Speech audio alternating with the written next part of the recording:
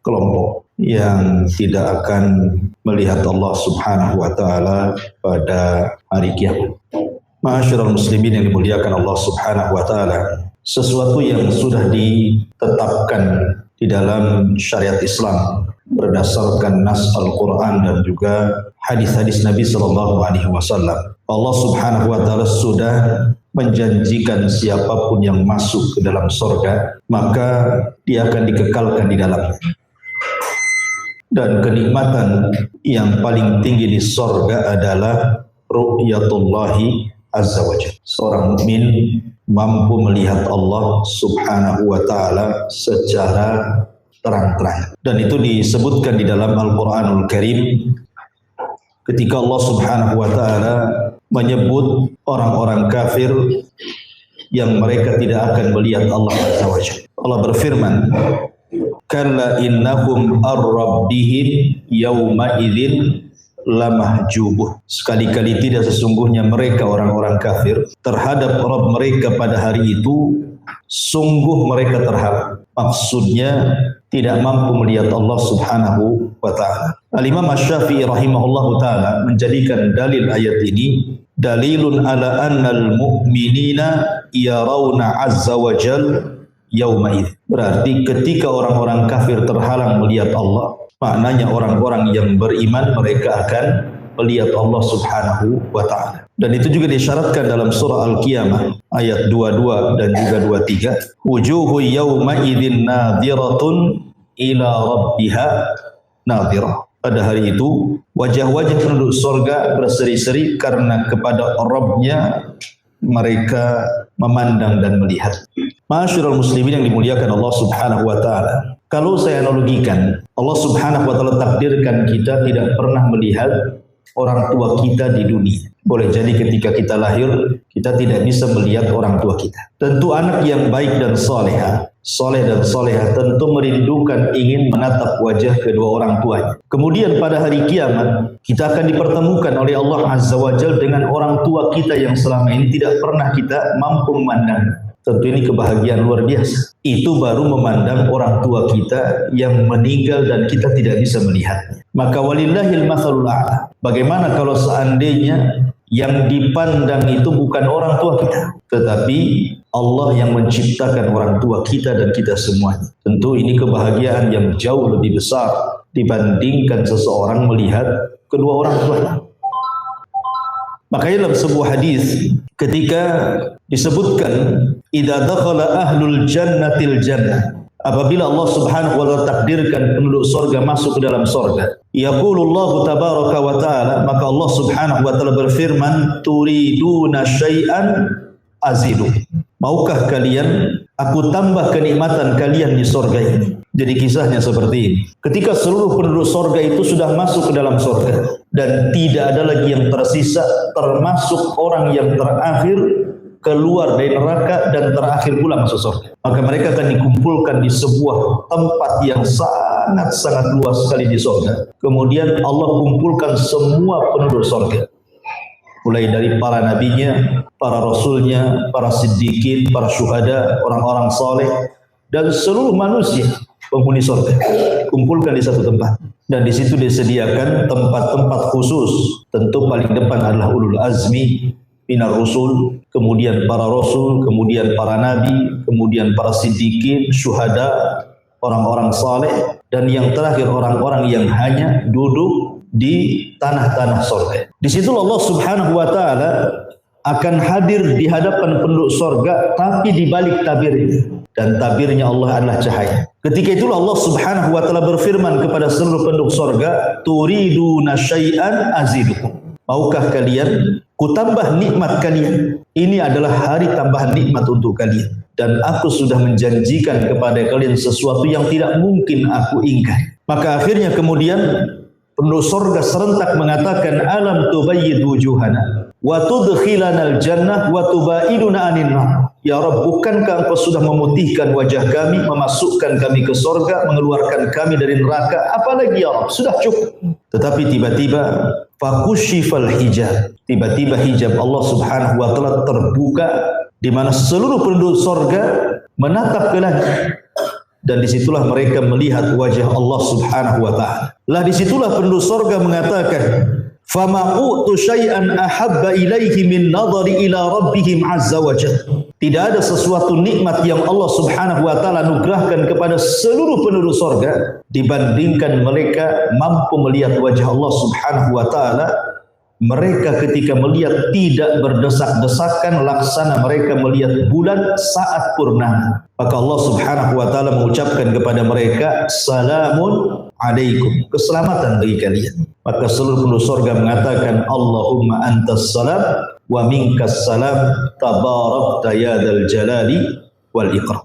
Ma'asyiral muslimin yang dimuliakan Allah Azza wa Jalla, dari sini kita tahu bahwa tidak ada nikmat melebihi surga itu sendiri dibandingkan ru'yatullah, orang yang memandang wajah Allah Subhanahu wa taala. Tetapi yang ingin saya jelaskan malam ini, di sana ada orang-orang yang diharamkan oleh Allah Subhanahu wa taala untuk melihat wajah Allah pada hari kiamat. Siapa mereka? Inilah yang kita akan bahas. Ma'asyiral muslimin yang dimuliakan Allah Subhanahu wa taala, ada 16 kelompok berdasarkan nas Al-Quran dan juga hadis-hadis Nabi SAW, di mana 16 kelompok ini oleh Allah Subhanahu wa taala tidak diizinkan untuk melihat Allah. Yang pertama disebutkan di dalam Al-Quranul Karim surah Al-Imran ayat 77. Allah Subhanahu wa taala berfirman, innal ladzina yashtaruna bi ahdillahi wa aymanihim thamanan qalila ulaika la khalaqa lahum fil akhirati wa la yukallimuhumullahu wa la yanzuru ilaihim yaumal qiyamati wa la yuzakkihim wa lahum adzabun alim. Sesungguhnya orang-orang yang memperjualbelikan janji-janji Allah dan sumpah-sumpah mereka dengan harga yang murah, mereka itu tidak memperoleh bagian di akhirat. Allah tidak akan menyapa mereka, tidak akan memperhatikan pada hari kiamat. Artinya mereka tidak akan melihat Allah Subhanahu wa taala, dan Allah tidak akan mensucikan mereka, dan bagi mereka adab yang sangat pedih. Dalam ayat ini menjelaskan bahwa ada orang-orang yang menjual janji setianya dengan Allah dengan harga yang murah yang tidak seberapa daripada dunia yang fana ini.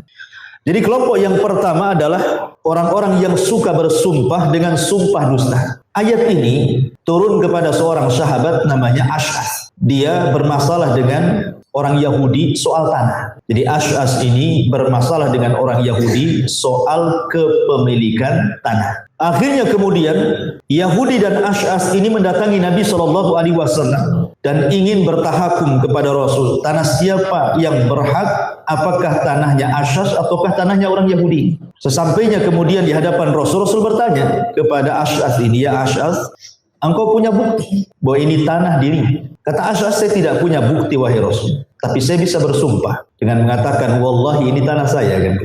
Maka kemudian Nabi SAW mengatakan kepada orang Yahudi dan mengatakan, kau siap bersumpah bahwa itu adalah tanahmu?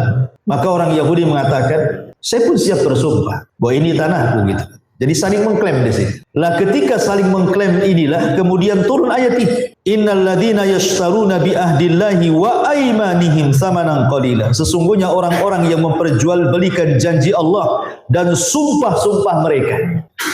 Maksudnya sumpah dusta di sini. Maka balasannya ulaika la khalaqa lahum fil akhirah. Mereka tidak akan ada bagian di akhirat. Allah tidak akan bicara dengan mereka, Allah tidak akan memandang mereka pada hari kiamat, dan Allah tidak akan mensucikan mereka. Ma'asyiral muslimin yang dimuliakan Allah Azza wa Jalla. Jadi kelompok yang pertama adalah orang yang bersumpah dengan sumpah yang palsu. Dan sumpah yang palsu ini paling banyak berada di persidangan biasanya. Hakim-hakim yang mereka tidak jujur, yang mereka dibayar, kemudian mendatangkan saksi-saksi palsu untuk bersumpah. Maka merekalah masuk pada firman Allah surah Al-Imran ayat 77 ini. Mereka tidak akan dilihat oleh Allah Subhanahu wa ta'ala. Padahal melihat Allah itu sesuatu yang luar biasa. Sudah saya jelaskan, nikmat terbesar yang ada di surga. Kenapa sedemikian besarnya ancaman orang-orang ini, di mana Allah tidak akan melihat mereka? Karena biasanya persaksian palsu, apalagi terjadi di persidangan itu, akan menjadikan seseorang kehilangan haknya, kan? Yang harusnya dia punya harta, akhirnya hilang hartanya. Yang harusnya dia tidak dihukum, artinya kemudian menjadi dihukum. Terkadang hukumannya di penjara sekian puluh tahun, terkadang sampai hilang nyawa gara-gara persaksian palsu tadi.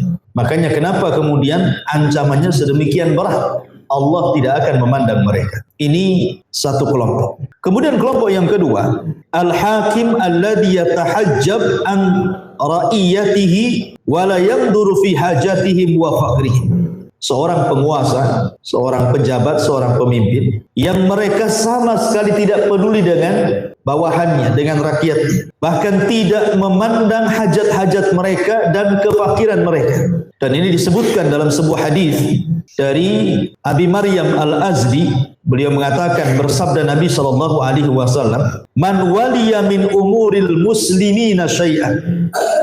Sesiapa yang memikul tanggung jawab untuk mengurusi orang-orang Islam, fahtajaba duna khullatihim wa hajatihim wa faqrihim.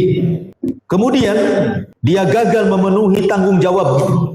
Dia gagal memenuhi tanggung jawabnya dan dia sama sekali tidak melihat hajat rakyatnya, kefakiran rakyatnya. Maka ihtajaballahu anhu yaumal qiyamah. Allah pun akan menghijab dirinya pada hari kiamat kepada para pemimpin-pemimpin tersebut. Maka kelompok yang kedua adalah para penguasa yang sudah ditunjuk oleh rakyat kemudian menjadi pemimpin. Ya, boleh jadi mulai dari tingkat presiden sampai kemudian tingkat yang paling rendah RT RW gitu. Atau mungkin caleg gitu ya, anggota DPR dan begitu seterusnya. Maka ini masuk pada hadis ini. Setelah mereka diamanahi oleh Allah Subhanahu wa taala untuk memimpin manusia, kemudian mereka tidak punya hajat untuk mengurusi manusia, hanya semata-mata mencari dunia saja, maka mereka masuk pada hadis ini. Maka Allah tidak akan melihat mereka. Allah akan menghalangi diri dari mereka. Ini pun kelompok yang kedua. Kemudian kelompok yang ketiga, syaikhun zanin, orang yang sudah tua, sudah kakek, sudah nenek, tetapi dia masih berzina. Kemudian yang keempat, malikun kadzdzab, para pemimpin yang dusta. Kemudian yang kelima, ailun mustakbar, orang miskin tapi sombong. Tiga kelompok ini disebutkan dalam satu hadis dari Abu Hurairah radhiyallahu anhu. Nabi SAW bersabda, "Salasatun la yukallimuhumullahu yaumal qiyamah wa la yanzuru ilaihim wa la yuzakkihim wa lahum adzabun alim. Syaikhun zanin wa malikun kadzdzab wa ailun mustakbir." Tiga kelompok kata Rasul, Allah tidak mengajak bicara mereka pada hari kiamat kecuali dengan ucapan-ucapan yang sangat keras kepada mereka. Dan Allah tidak melihat mereka, maksudnya tidak melihat mereka dengan penglihatan rahmat. Dan Allah tidak akan membersihkan mereka. Dan bagi mereka azab yang pedih. Yang pertama, syaikhun zani, orang yang sudah tua tapi masih berzina. Kenapa kemudian di sini orang yang sudah tua berzina lebih besar dosanya dibandingkan anak muda berzina? Sampai-sampai Allah Rasul mengatakan orang ini tidak akan diajak bicara, tidak akan dilihat Allah dan tidak akan dibersihkan oleh Allah pada hari kiamat. Pertama ikhwan, karena yang namanya orang sudah tua artinya sudah dekat dengan kematian. Kata Nabi SAW, a'maru ummati baina sittina wa sab'i, bahwa usia umatku itu berkisar antara 60 sampai 70 tahun saja.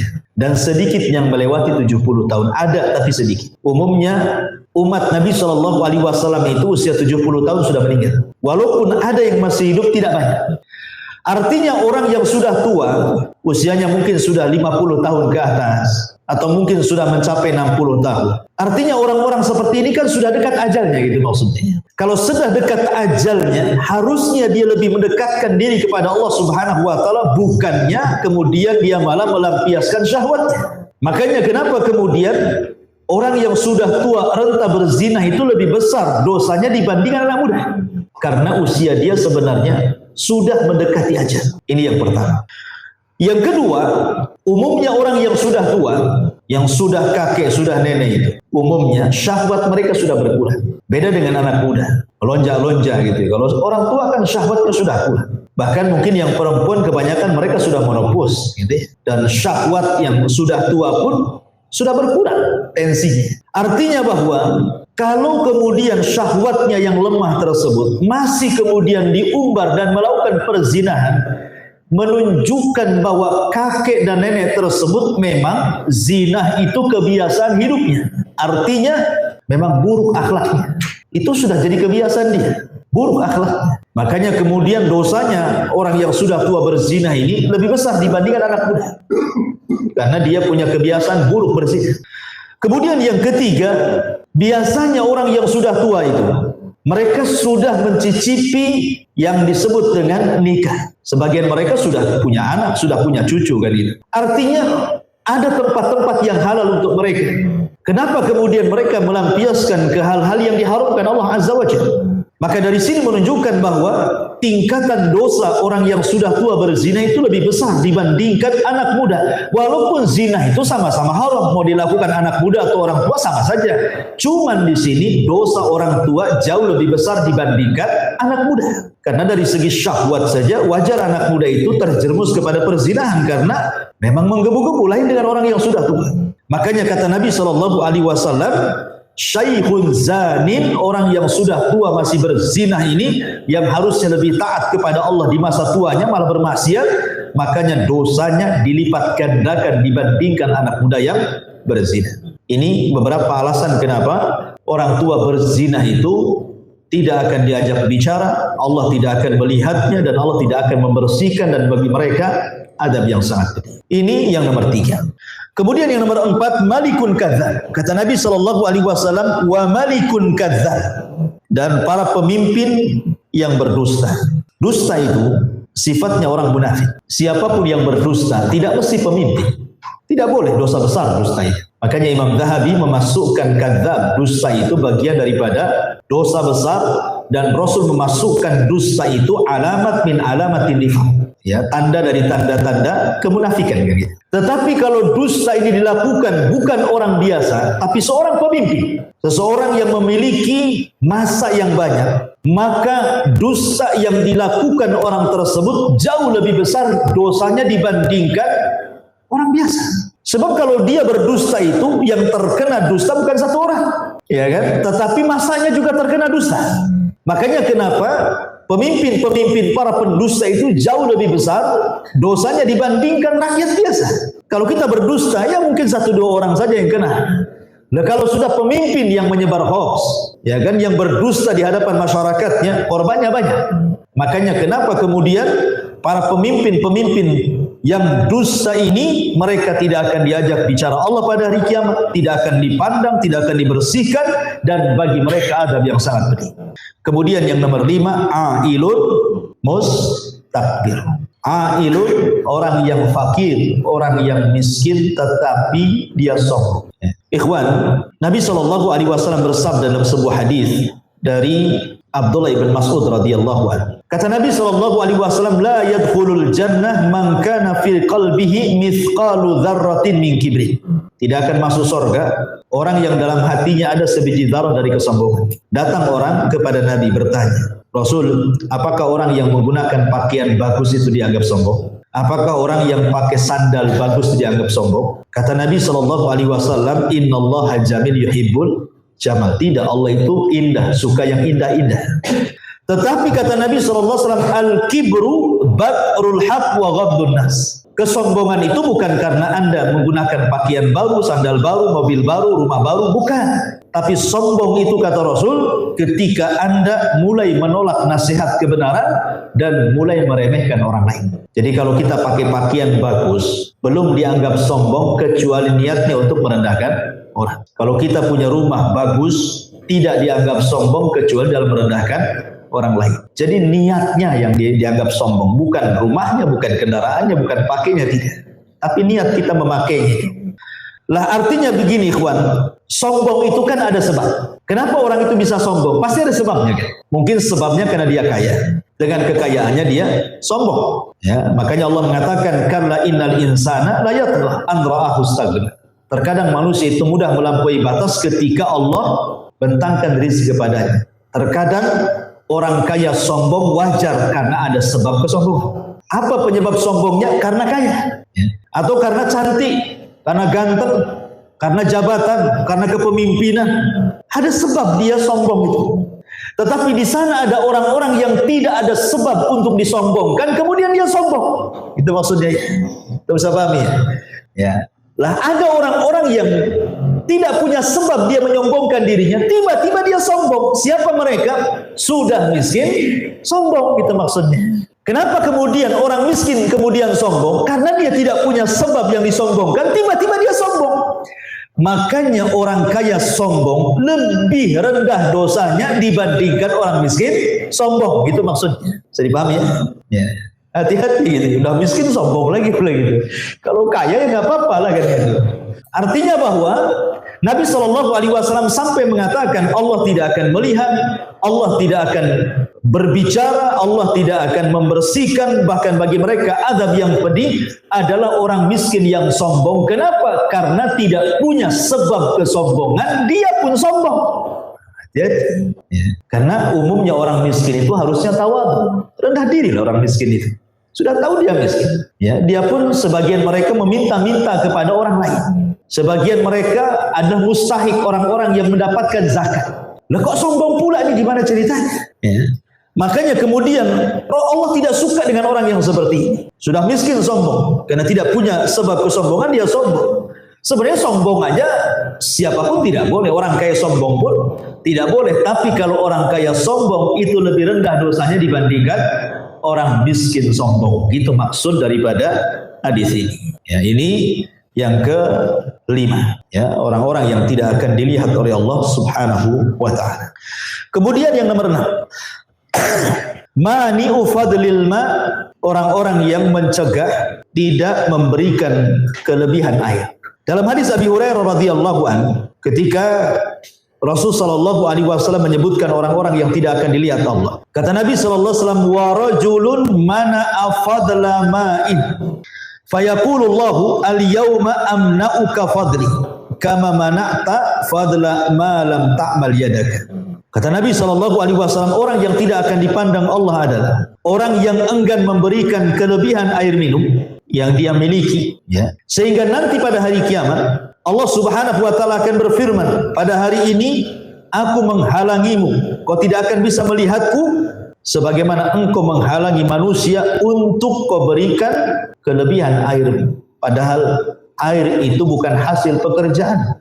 Makanya kan ada 3 perkara yang berserikat di antara manusia, rumput, api dan air. Itu berserikat, ya. Berserikat. Tidak boleh dijual belikan. Kalaupun umpamanya ada orang jual beli air, itu bukan air yang dijual, tapi jual beli jasanya. Umpamanya antum buat isi air ulang, maka kita menjual beli jasa karena antum beli alat saja berapa, kemudian listriknya, kemudian perawatannya, kemudian minta sertifikat dari pihak kesehatannya, kan banyak modal dikeluarkan, ya. Jadi kita bukan jual beli air, tetapi jual beli jasa maksudnya. Belum lagi beli galonnya dan begitu seterusnya. Ya, jadi orang tidak boleh mencegah orang minta air. Antum punya sumur, antum kan hanya ditugaskan untuk menggali. Yang mengeluarkan air itu kan Allah. Artinya bukan kita yang mengadakan air, Allah yang mengadakan air. Kita kan cuma gali saja.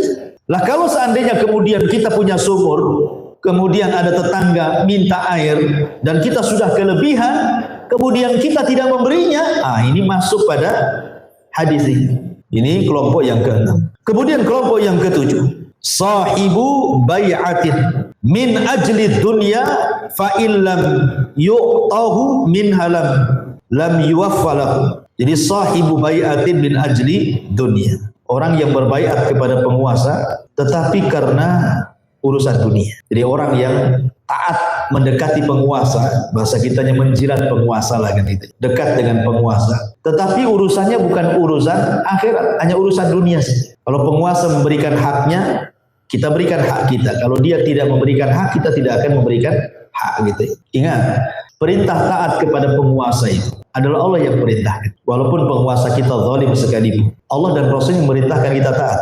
Bukan karena pemerintah memberikan haknya kepada kita baru kita taat kepada mereka. Kalau tidak memberikan haknya kepada kita, kita tidak taat. bukan itu. Tetapi perintah taat kepada penguasa itu adalah perintah Allah. Ya, Rasul mengatakan was-sam'i wat-tha'ah. Tetaplah kau mendengar, tetaplah kau taatkan itu ya. Kemudian juga Allah mengatakan atiullaha wa atiur rasul wa ulil amri minkum. Jadi ini perintah Allah. Ya, bukan perintah kita gitu ya, bukan keinginan kita. Allah yang menginginkan supaya kita taat kepada penguasa. Karena ada di masyarakat kita yang berpemahaman ya kalau pemerintah baik ya kita baiklah kan gitu. Kalau pemerintah tidak baik ngapain kita baik pula sama mereka kan gitu ya. Salah bahwa perintah berbuat baik kepada penguasa itu, taat kepada mereka, mendoakan mereka itu perintah Allah. Bukan bicara tentang barter. Kalau mereka baik kita baik, mereka jahat kita jahat, bukan begitu. Ya. Makanya di sini juga di antara kelompok yang nomor 7 adalah sahibu bai'atin min ajli dunia. Mereka mau berbaiat dan taat kepada pemerintah hanya semata-mata urusan dunia saja. Kalau diberikan dunia mereka siap taat, kalau tidak taat. Maka ini juga kelompok yang ketujuh yang tidak akan dipandang oleh Allah Azza wa Jalla. Kemudian yang nomor 8, al-aqu liwalidayhi. Orang yang durhaka kepada kedua orang tua. Kemudian yang nomor 9, wal mutarajjilatu. Laki-laki menyerupai perempuan. Kemudian yang nomor 10, ad-dayus, kepala rumah tangga yang tidak bertanggung jawab kepada keluarganya. Dan itu disebutkan dalam satu redaksi hadis. Dari Abdullah ibn Umar radhiyallahu anhuma, qala Rasulullah sallallahu alaihi wasallam salasatun la yanzurullahu azza wa jalla ilaihim yaumal qiyamah. 3 kelompok yang tidak akan dipandang Allah pada hari kiamat. Yang pertama al-aqu liwalidayhi.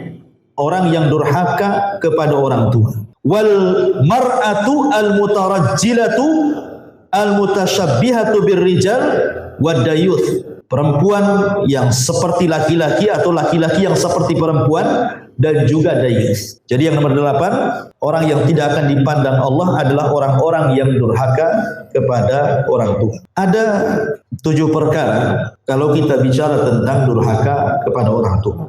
Yang pertama, durhaka kepada orang tua itu akan mendapatkan laknat. Siapapun yang durhaka kepada orang tua, maka anak tersebut akan mendapatkan laknat dari Allah. Dalam sebuah hadis, Nabi SAW mengatakan, mal'unun man sabba abah. Dilaknat orang yang mencela bapaknya. Ini yang pertama. Yang kedua, orang yang durhaka dengan orang tua adalah penyebab ta'jil uqubah. Disegerakannya siksaan Allah di dunia sebelum akhirat. Dan itu berdasarkan hadis Nabi SAW, ithnatani yu'ajjiluhumallahu fid dunya qabla al-akhirah al-baghyu wa uququl walidain. 2 dosa yang akan disegerakan siksanya di dunia sebelum akhirat. Pertama kezaliman dan yang kedua durhaka kepada orang tua. Kemudian yang ketiga, bahwa uququl walidain, orang yang durhaka kepada orang tua adalah sebab masuk neraka. Penyebab terbesar orang masuk neraka berdasarkan sabda Nabi, la yadkhulul jannah aqun, tidak akan masuk surga anak yang durhaka dengan orang tua. Kemudian yang keempat, di antara sebab mustajab doa orang tua kalau dia berdoa keburukan kepada anak karena anak itu durhaka kepada orang tuanya. Jangan anggap enteng kalau anak durhaka kepada orang tua, tiba-tiba orang tuanya mendoakan keburukan, maka itu satu di antara penyebab dikabulkan doa. Karena secara umum orang yang didolimi, jangankan orang tua, orang yang didolimi, siapapun atau orang kafir sekalipun mustajab doa ya kan? Apalagi orang tua yang didolimi, lebih lagi mustajab doanya kan? Sudah orang tua didolimi lagi. Maka ini juga hal yang harus dikhawatirkan. Kemudian yang nomor 5, bahwa uququl walidain, orang yang durhaka kepada orang tua, dia tidak akan selamat dari berkah. Artinya dicabut berkah dalam kehidupan. Dia tidak akan senang hidupnya. Walaupun banyak harta, walaupun banyak anak, walaupun banyak kenikmatan hidupnya, tidak akan berkah. Hidupnya akan susah. Kemudian yang nomor 6, bahwa uququl walidain adalah yaftah liwalidayhi ala nafsihi, dia pun akan membuka pintu kelak kalau seandainya dia punya anak, maka anaknya akan durhaka kepada dia. Jadi kalau kita durhaka kepada orang tua, nanti anak kita durhaka kepada kita. Itu maksudnya. Bahasa lainnya hukum karma gitu. Kata Nabi SAW, tabarru aba'akum tabarrukum abna'ukum. Berbuat baiklah kepada orang tua, maka anak kalian akan berbuat baik kepada kalian. Dan yang terakhir nomor 7, bahwa uququl walidain adalah penyebab orang ini tertahannya doa. Ya, di antara orang yang berdoa tapi kok tidak pernah dikabulkan oleh Allah Azza wa Jalla, jangan-jangan kita ini karena durhaka kepada orang tua. Ini yang nomor 8. Kemudian yang nomor 9, al-mutarajjilah. Laki-laki menyerupai perempuan atau sebaliknya. Ya, dan ini banyak sekali hari ini. Hari ini kan sudah luar biasa gitu. Kita lihat seragam kerja perempuan saja hampir menyerupai laki-laki, ya kan? Pakai celana, ya kan? Kemudian pakai pakaian ketat-ketat, nampak bentuk tubuhnya, auratnya. Nah, itu kan masuk juga. Padahal kan tidak boleh wanita itu harus menutup aurat dengan cara ya tadi, dengan longgar, kemudian pakainya tebal gitu ya. Kemudian tidak membuka auratnya. Maksudnya yang boleh dibuka hanya wajah dan telapak tangan saja, selebihnya harus tertutup kan itu. Tapi umumnya di masyarakat kan tidak hari ini. Kita lihat hampir di semua tempat pekerjaan perempuan itu, anggap saja di pom-pom bensin dia yang paling mudah kita lihat kan, ya.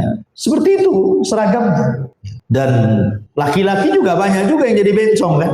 Nah, ngeri juga gitu ya masyarakat. Maka ini juga kata Nabi SAW salah satu orang-orang yang tidak akan dipandang oleh Allah Azza wa Jalla. Kemudian yang nomor 10, dayus. Kata Imam Ibnu Utsaimin rahimahullahu taala ketika memberikan makna dayus adalah alladzi yarda al-fahishata fi kepala rumah tangga yang rela kalau seandainya terjadi kemaksiatan di tengah-tengah keluarganya. Anaknya tidak berjilbab, diam saja orang tuanya, gitu ya.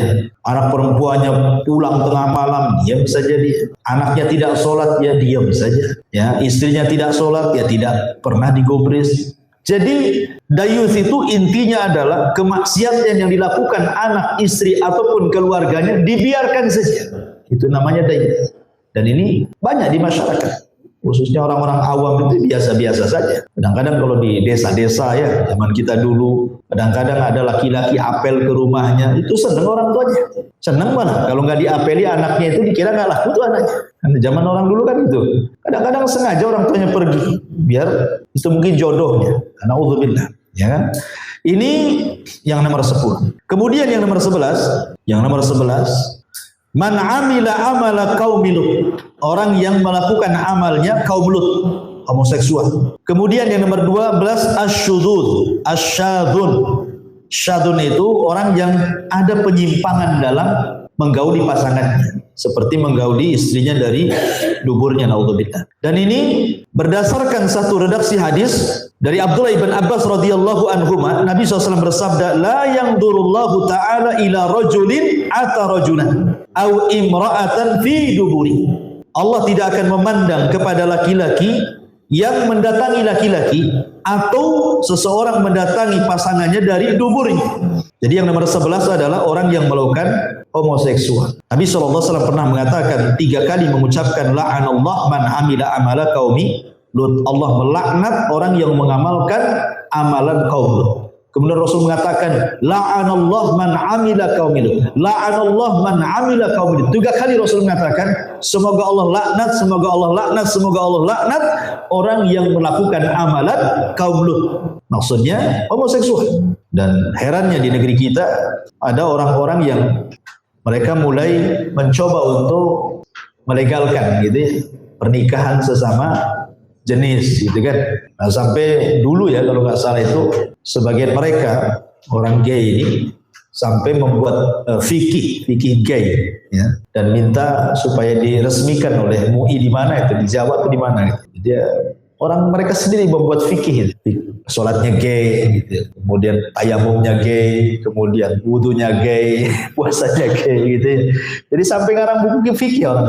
Alhamdulillah, kemudian tidak direkomendasi oleh MUI. Ya ngapain coba? Gaynya sendiri lah, ya, buat fikih pula dia. Makanya di sini, kenapa demikian? Karena memang kalau mereka paham tidak ada di Quran satu perbuatan dosa yang paling banyak celaannya kecuali homoseksual. Yang paling banyak celaannya. Ya dikatakan kaum tajhalun, orang bodoh, kaum yang zalim, kaum yang melampaui batas, kaum macam-macam ya di Quran. Makanya sampai para ulama mengatakan tidak ada dosa yang paling banyak kesalahan dalam Al-Quran melebihi homoseksual. Ya. Karena siksaannya juga luar biasa itu. Tidak ada kaum yang disiksa oleh Allah seperti siksaan kaum Lut. Bayangkan sampai ditancapkan oleh satu sayap Jibril, kemudian negaranya diangkat ke langit, habis itu dihujani meteor, kemudian ditumpahkan lagi ke bumi gitu ya. Luar biasa. Jadi kalau mereka paham bagaimana sejarah kaum Lut, harusnya mereka sadar. Dan ini bukan fitrah. Ini bukan fitrah. Ini penyimpangan. Dan ini bukan takdir, ini penyimpangan.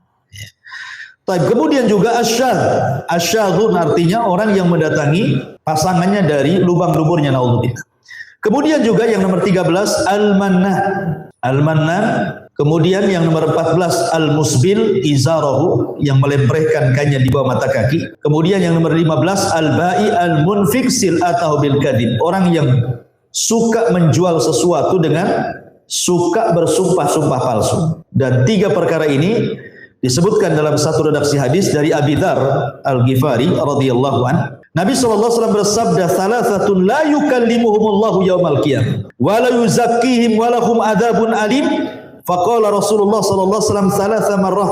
Faqultu khabu wa khasir. Man hum ya Rasulullah? Qala al-mannan wal munfik sil'atahu bil halifi wal musbilu izara. Dari Abi Dzar radhiyallahu anhu, dia mengatakan 3 kelompok Allah tidak akan bicara pada mereka pada hari kiamat. Allah tidak akan membersihkan mereka. Dalam riwayat Allah tidak akan melihat mereka, dan bagi mereka azab yang sangat pedih. Maka Rasul menyebutnya 3 kali. Kemudian kata Nabi SAW, al-mannan, orang yang suka mengungkit-ungkit pemberian. Jadi yang nomor 13 adalah al-mannan. Tapi kalau maksudnya mengungkit di sini artinya dia bukan mengungkit artinya kebaikan dia, tidak. Umpamanya kalau ada orang yang sudah antum kasih jasa, antum tolong dia, umpamanya kan, antum kasih modal dia, antum kasih sedekah dia. Tiba-tiba kemudian dia menyakiti antum. Orang yang antum kasih bantuan ini tiba-tiba menyakiti kita. Kemudian kita datang, antum ini gimana sih? Anak sudah bantu antum tapi antum masih ngomong anak begini-begini. Nah, ini bukan manan ini. Ini nggak masalah. Ya, kalau orang ngomong seperti ini bukan termasuk mengungkit-ungkit, bukan. Ya, yang mengungkit-ungkit itu maksudnya bahwa dia merasa rugi apa yang sudah diberikan kepada orang lain, merasa rugi gitu ya. Ya, kemudian dia menginginkan balasan dari dia, menginginkan kebaikan dari dia. Seolah-olah dia tanam modal kepada orang tersebut dan dia punya niat bahwa dengan saya membantu dia, harusnya dibantu saya. Ya, seolah-olah dia ingin ada barter dalam kebaikannya. Ya, tapi kalau hanya mengingatkan saja, itu bukan manan, mengingatkan. Seperti umpamanya orang itu menyakiti kita sementara kita sudah bantu, kita hanya ingatkan saja. Anak kan sudah bantu antum. Masa antum ngomong sama saya tentang begini-begini? Itu mengingatkan namanya. Itu para ulama mengatakan tidak manan, ya. Jadi manan itu maksudnya adalah karena dia ada timbal balik urusan dunia. Seolah-olah dia nolong itu supaya dia memberikan sesuatu kepadanya. Itu disebut manan. Kemudian yang nomor 14 al-musbil izarahu. Al-musbil izarahu, orang yang isbal, orang yang melemparkan mata kakinya tertutup dengan kain. Ada yang mengatakan bahwa musbil itu dilarang bagi orang yang sombong. Adapun yang tidak sombong, maka tidak ada masalah. Kan biasa ya di masyarakat kan seperti yang dilarang itu yang sombong. Kalau tak sombong ya nggak apa-apa. Ya. Ingat bahwa riwayat-riwayat tentang masalah larangan isbal ini banyak sekali. Ya. Banyak sekali larangan-larangan, baik yang sombong ataupun yang tidak sombong. Dua-duanya ada. Ya. Larangan isbal ketika Anda sombong atau larangan isbal ketika Anda tidak sombong, dua-duanya terkena. Salah satunya hadis ini. Allah tidak akan melihat, tidak akan bicara, tidak akan mensucikan bagi orang-orang yang melemparkan, ya, melemparkan mata kakinya tertutup dengan kain. Makanya pakaian Nabi SAW itu sebaiknya di atas mata kaki. Kalaupun harus maka sejajar dengan mata kaki, tetapi jangan sampai membawahi mata kaki. Ya, gitu ya.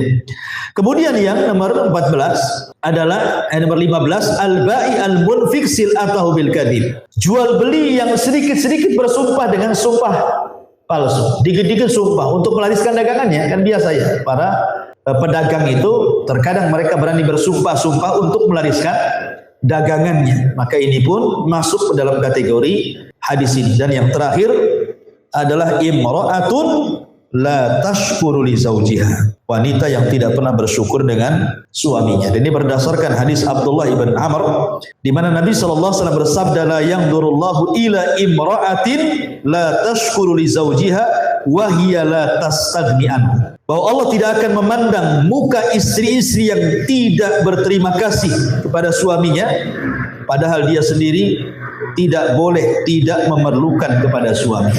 Dia tidak bisa hidup sendiri tanpa suami. Dia masih minta bulanan kepada suami. Dia masih tinggal di rumah kontrakan yang dikontrak suaminya atau yang dibeli suaminya. Tetapi dia masih tidak bersyukur kepada suaminya.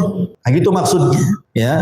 Maka istri yang seperti ini tidak akan dipandang oleh Allah Subhanahu wa taala. Kan banyak tuh, ya, di antara salah satu bengkoknya seorang istri itu adalah kufur kepada suami. Dan kita pun harus paham, ya, laki-laki harus paham bahwa kekurangan yang paling besar pada istri itu adalah biasanya istri mudah melupakan kebaikan kita sebagai suami. Itu umumnya, hampir semua manusia, ya, termasuk istri antum juga. Ya. Karena memang ini sifat yang memang melekat pada mereka, melekat pada semua wanita ini namanya. Ya, karena wanita itu kan naqisatu aqlin wadin, sudah agamanya kurang, akalnya kurang, sehingga mereka mudah melupakan kebaikan suaminya. Ketika kemudian Nabi SAW mengatakan, aku pernah melihat neraka, ternyata kebanyakan penghuninya adalah para wanita. Kemudian sahabat bertanya, apa karena mereka tidak sholat? Kata Rasul, mereka sholat. Apa mereka tidak puasa? Kata Rasul, puasa juga. Apa mereka tidak sedekah? Kata Rasul, sedekah juga. Lalu kenapa mereka banyak di neraka gitu ya? Maka Rasul mengatakan, walakinnahunna yakfurnal ashir, karena mereka suka kufur dengan suaminya. Kemudian Rasul menjelaskan apa bentuk kufurnya. Apabila engkau berbuat baik seumur hidupmu kepada istrimu, kemudian satu kali anda melakukan kesalahan, maka istri akan mengatakan, engkau belum pernah berbuat baik sedikit pun kepada. Dan itu akan antum alami, ya. Antum alami, akan antum alami seperti itu. Dan pasti antum yang berumah tangga sudah antum alami. Cuman bahasanya kan nggak bahasa seperti itu, ya. Bahasa yang lain mungkin, abang ini nggak pernah perhatiin saya. Hari-hari diperhatiin, kasih makan, kasih ini, kasih itu, bilang pula nggak pernah perhatian gitu kan. Anaknya sudah banyak dibilang nggak perhatian tuh, ya kan. Bulanannya tetap mengalir dari antum, bilang nggak perhatian. Dari mana? Itu perhatian dia. Ya, jadi memang bahasa-bahasa ini kan bahasa Nabi seperti itu, tapi bahasa istri antum kan beda. Yang semakna dengan itu intinya, tidak perhatian lah, kurang inilah, kurang itu, macam-macam, ya kan. Ya, itulah makanya disebut imra'atun la tashkuru li zawjiha. Maka yang nomor 16 yang terakhir, bahwa Allah tidak akan memandang wanita yang tidak pernah bersyukur kepada suaminya.